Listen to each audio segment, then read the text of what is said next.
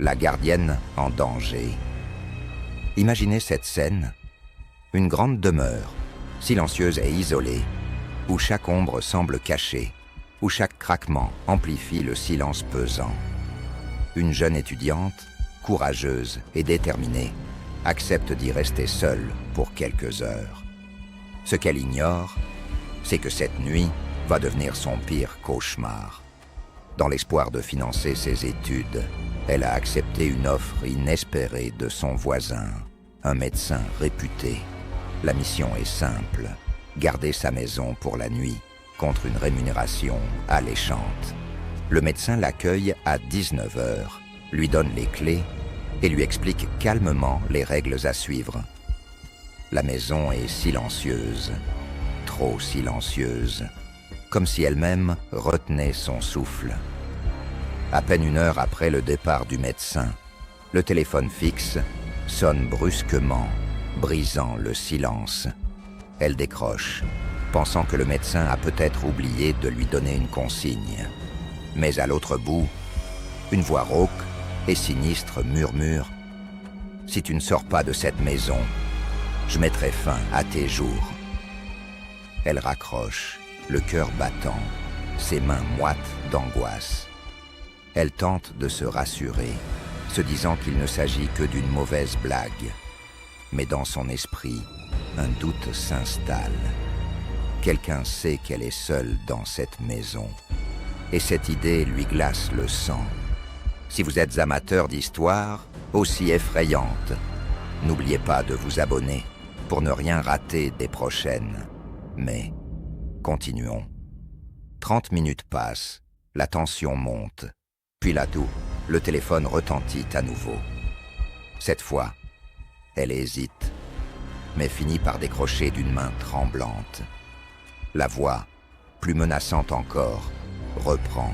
« Si tu ne sors pas bientôt de cette maison, je t'éliminerai. » Elle raccroche, le souffle court, son corps secoué par des frissons d'angoisse. Que doit-elle faire ? Qui peut être cette personne qui semble si sûre d'elle, si proche ? Dans un dernier espoir, elle compose le numéro du standard téléphonique pour demander de l'aide. La téléphoniste, une voix calme mais ferme, lui propose un plan. La prochaine fois que l'homme appelle, elle devra le garder en ligne assez longtemps pour qu'il puisse localiser l'origine de l'appel. Elle attend, chaque minute, une éternité, chaque ombre, un prédateur caché, puis baisse, comme elle le redoutait. Le téléphone sonne une troisième fois. Elle décroche, tremblante, tentant de masquer sa peur. La voix résonne, glaciale, implacable. « Sors de la maison maintenant, ou je te tue. » L'air devient lourd. Chaque mot résonne comme une menace imminente. Elle tient bon, garde la ligne comme la téléphoniste l'a demandé, son cœur battant comme un tambour, luttant pour contenir sa terreur. Putain, le téléphone sonne immédiatement, après qu'elle ait raccroché. Cette fois, c'est la téléphoniste elle-même, paniquée, qui lui hurle. « Sortez de la maison immédiatement !» L'appel provenait de la deuxième ligne. Il est déjà à l'intérieur. Elle s'élance, son cœur battant la chamade, fuyant la maison en laissant derrière elle la menace qui rôdait tout près, invisible, mais maintenant terriblement réelle. Ce soir-là, elle a échappé de peu à l'horreur. La babysitter et le tueur à l'étage. Windermere, Royaume-Uni, 1982. Une petite ville paisible, des rues désertes au crépuscule, et une jeune fille de 16 ans, Helen, acceptant ce qui semble être un simple travail de babysitting. Mais cette nuit-là, ce qui devait être une soirée tranquille, va virer au cauchemar absolu. Helen arrive chez les Stuart, un couple sympathique du quartier. Les enfants dorment déjà, et les parents promettent de rentrer tôt. Elle s'installe dans le grand canapé du salon, un livre à la main, bercée par le silence oppressant de la maison. Tout est calme, étrangement calme, jusqu'à ce que le téléphone fixe sonne. brisant ce silence inquiétant. Elle décroche, mais il n'y a personne. Hélène hausse les épaules, pensant à un appel coupé. Mais quelques minutes plus tard, la sonnerie retentit de nouveau. Cette fois, une voix grave, froide, murmure. « Es-tu allé voir les enfants ?» Puis l'appel se coupe sans un mot de plus. Hélène est troublée, se disant que le père a peut-être voulu vérifier que tout allait bien. Mais le ton était si étrange. Quelques minutes passent, puis le téléphone sonne encore. La même voix revient, plus insistante. « Es-tu allé voir les enfants ?» Hélène, nerveuse, murmure. « Monsieur Stuart ?» Mais il n'y a aucune réponse. La voix s'éteint, ne laissant que le silence, lourd, pesant. Si ce genre d'histoire vous fascine, laissez d'un pouce bleu et abonnez-vous pour ne rien rater des prochains récits. Mais continuons. Inquiète, Hélène appelle le restaurant où dînent les Stuart. L'hôtesse lui répond qu'ils viennent de partir il y a à peine 10 minutes. La panique s'empare d'elle. Elle décide de contacter la police pour signaler l'étrange appel. Mais les agents, pensant à une mauvaise plaisanterie, la rassurent et ne prennent pas l'affaire au sérieux.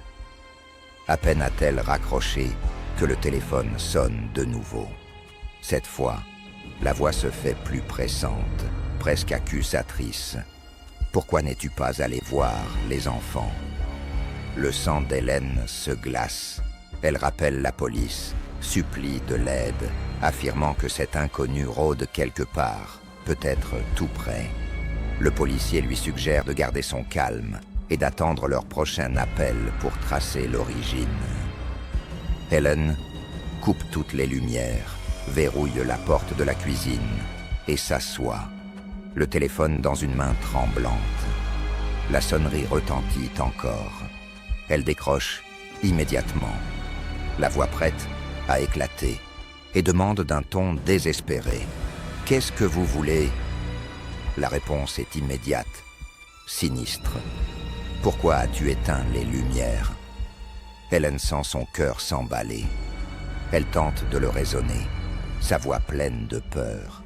« Vous m'avez fait peur, c'est bon. Qu'est-ce que vous voulez vraiment ?» Un silence, puis un murmure glacial. « Ce que je veux, c'est me baigner dans ton sang. » Elle raccroche, le souffle court, mais le téléphone sonne immédiatement. Cette fois, la voix est celle de l'agent de police. Il lui dit d'un ton pressant. « Hélène, c'est nous. Sors de la maison immédiatement. » L'appel provient d'une des pièces de la maison. Son cœur s'arrête. Elle court vers la porte, tentant de déverrouiller le verrou avec des mains tremblantes. Mais elle fait tomber la clé. Paniquée, elle la ramasse précipitamment et, en se redressant, elle entend un grincement derrière elle. Elle se retourne lentement et son regard se porte vers l'escalier. Là, en haut des marches, la porte de la chambre des enfants est entr'ouverte. Un halo de lumière dévoile la silhouette sinistre d'un homme, immobile, la fixant. Dans un dernier élan de terreur, elle parvient à ouvrir la porte et se jette dehors. Les policiers, postés sur le palier, se précipitent, armes en main, et entrent dans la maison.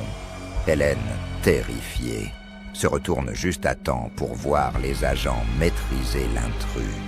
Ses vêtements sont maculés de sang, le sang des enfants qu'Hélène était censée protéger. Cette histoire reste gravée dans l'histoire de Windermere comme un sombre avertissement. Parfois, le danger se cache tout près, juste derrière la porte. Si vous aimez ces histoires, abonnez-vous et préparez-vous à découvrir d'autres récits tout aussi glaçants. Au revoir. Cette histoire provient des pages jaunies d'un journal intime, retrouvé dans une maison vide. Un vieux voisin, un homme ayant vécu seul pendant des années, avait consigné ce moment terrifiant. laissant derrière lui un mystère dérangeant, un avertissement dont les mots résonnent encore. Ce jour-là, j'étais pressé. J'avais promis de récupérer mon fils à l'école, et pour une fois, le trafic était presque inexistant, comme si la ville retenait son souffle. À un feu rouge, mon regard fut attiré par une femme immobile sur le trottoir. Elle se tenait là, le visage figé, me fixant avec une intensité troublante. À côté d'elle, un petit garçon en vêtements marrons. Un masque noir, en forme de tête de chèvre, lui couvrait le visage. Une image étrange pour un jour d'automne, juste après Halloween. Le garçon agitait la main dans ma direction, et malgré le masque, ses yeux me fixaient avec une expression que je n'oublierai jamais. C'était comme s'il me suppliait. De l'aide, peut-être? Quant à la femme, son regard pénétrant semblait traverser le verre de ma voiture, me transperçant d'un froid glacial. Ses doigts, qui caressaient les cheveux de l'enfant, devenaient de plus en plus nerveux, s'agrippant à eux comme des cerfs. Une terreur sourde monta en moi. Puis le feu passa au vert, et je partis en trombe, refusant de jeter un dernier coup d'œil. Je pensais que rien ne pourrait être plus étrange, que cette vision me hanterait à jamais. Mais quand j'arrivai à l'école, mon cœur s'arrêta. La directrice m'annonça d'une voix inquiète que mon fils n'était plus là.